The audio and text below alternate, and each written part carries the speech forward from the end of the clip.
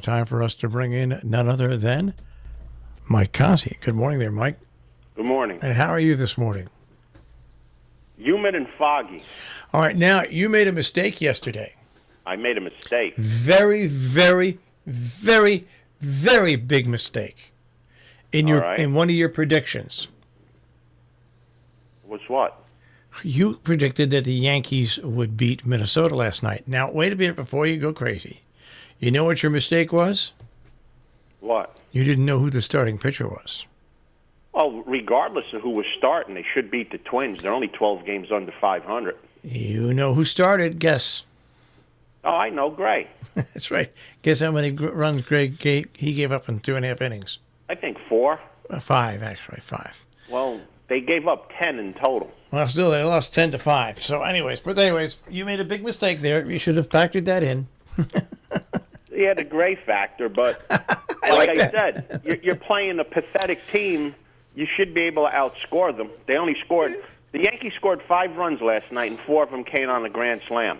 Here's the thing, when and especially for someone like you who plays the odds, a team hasn't beaten another team all year long. No, that don't mean anything. When the team sucks, they suck. And you've got the most unstable pitcher for the Yankees pitching. It could add up to a loss. Well, I'm saving my nickels and dimes.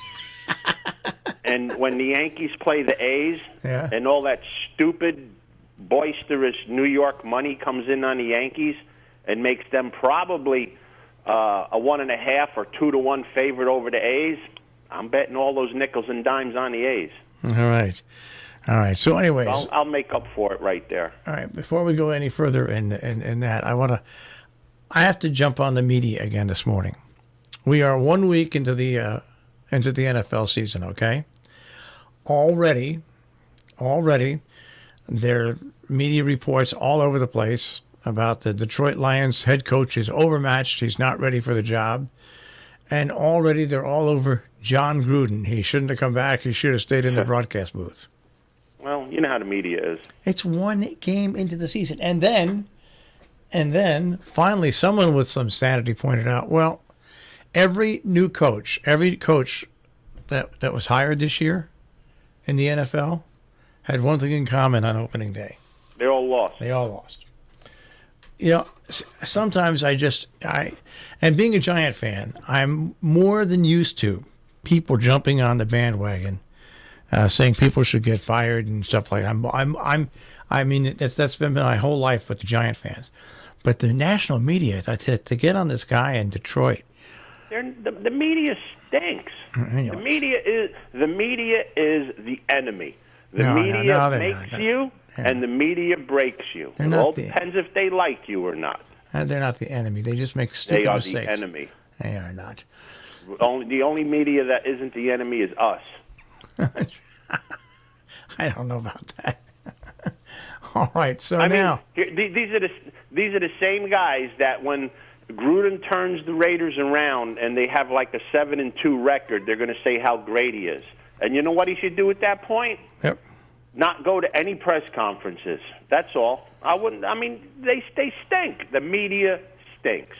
And Patricia, they said, was a genius in New England. That's right. So what happened? When he got on the plane to go to Ohio, he got stupid? That's right. When was the last time the Cleveland Browns had a winning record? Exactly. Even Belichick couldn't win with the Cleveland Browns. That's right. All right, now I want to move into one other stupidity in sports. Oh, there's a lot of them. Which one is this? This whole thing that happened with Serena, the guy that was sitting. Oh, please. No, the guy that was sitting in the chair, the umpire. Mm-hmm. The umpires union. It's not really a union, but it's an association where there's 300 guys. Said that they're going to boycott because of how he was treated, and finally, one sports guy was right. Said boycott because really, they can do a better job with electronic line bowling than having you people around. He said, boycott. He said, if you guys boycott over this, there's 305 other tennis junkies that are willing to take your place. So just shut up. Well, it all originated because a baby complained like a baby. It all started because of that. I mean, you voice your opinion to the umpire or whatever it's called. You tell them they're wrong, you blew it, and that's it. But demanding for an apology, that's an imbecile right there. But all I'm saying is umpires have had to put up with Eli Nastasi, John McEnroe. I can go down the whole list of players that have been rotten to umpires. Just sit there in the chair and let the United States Tennis Association fine people. And what was the score of the last set that Miss Williams lost? I don't know. I'm not It was 6-1. Yeah. Is that? I mean, I don't play tennis. Is that close? 6-1? Is that close? No, but I doubt that single call had anything to do with her getting her butt kicked. Mm-hmm. All right. Well, Red Sox became. That's my opinion. Okay, Red Sox became the first team to clinch last night. Red Sox became the first team to clinch. Well, here we can do this in the media. You ready for this? Yeah. Every baseball team that will probably make the playoffs last night won, except the Yankees. See how I just spun that? Yeah, well, that's because every team won except the Yankees. You're a great Yankee hater. What does that mean? Absolutely nothing. You're a great Yankee hater is what it means. I'm just stating a fact. I'm just stating the Braves won, Arizona won, St. Louis won, Chicago won, Cleveland won, Boston won, Oakland won, Houston won. They all won except the Yankees. But what does that mean? No. Nothing. But you could spin that into a big story if you want, right? You just made another mistake. What's that? Milwaukee lost. Well, they were playing each other. Somebody had to lose. I'm just saying Milwaukee lost. But a playoff, well, if the season ended today, Milwaukee doesn't make the playoffs. Yeah. So I'm not wrong. Okay. All right. They don't. They don't make the playoffs today. All right. You know how the Jets knew about every play? How the Jets knew about every play? Yeah. How they knew the signals? Yeah. But you know how they knew it, right? No. Because the offensive coordinator, who has worked in the league for years, used the same playbook that he's used for years. Then maybe Patricia is a dope. He used the same playbook. If that's true, they have evidence of this. Yeah. Is Robert Mueller going to put a case in on that? No, there's evidence of it. That's exactly. What's the evidence of it? No, I'm curious. I'm not trying to start trouble. They admitted it. They did? Yeah. Oh my God. Oh boy. Detroit. Well, Patricia's not there. He's in Cleveland. I was wrong with that. They didn't change the playbook. No, Patricia's in Detroit, isn't he? I thought he was in Cleveland. No, he's in Detroit. He's in Detroit? Yeah, he's the guy with the beard, right? Yeah. Yeah, he's in Detroit. Who's in Cleveland? What loser's there now? The same guy that was there last year. Oh, okay. They didn't change the playbook. No. Wow. Now, the Jets didn't know the initial. God. The Jets didn't know the initial plays they were going to call, but the minute they started calling out the different plays at the line of scrimmage, they knew exactly what they were. Wow. Yeah. Well, here's my advice this week. Bet against the Jets. Because I'm sure they're not going to know what plays are coming this week. That's right.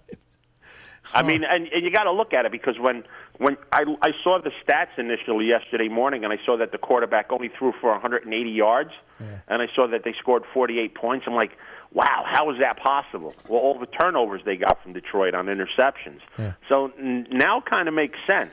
Yeah. Who did Jets play this week? I don't know. We'll find out in a day or Let's see. Who they play real quick? The Jets Jets. Where are they? Let me see with that thing.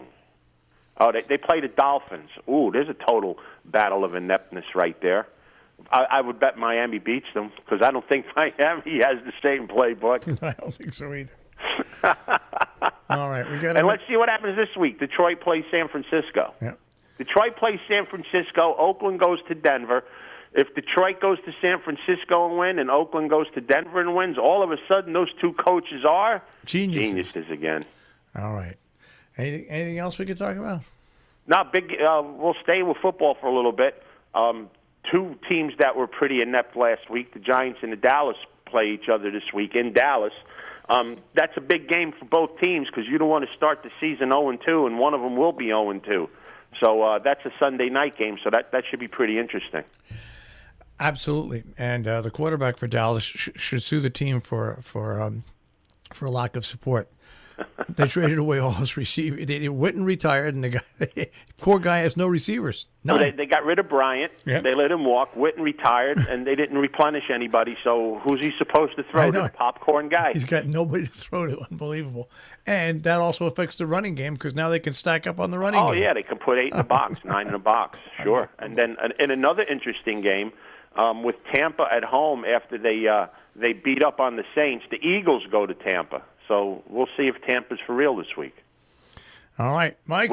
What's his name? Fitzsimmons? Fitzsimmons, yeah. Fitzsimmons. Yeah, Fitzgerald, yeah. Yeah. All right. Well, we'll see what happens. All right. We'll see you tomorrow. I'll be here. All right. Take care. Have a great day. Bye. Mike Cozzi with the Check on Sports here on Robin Hood Radio.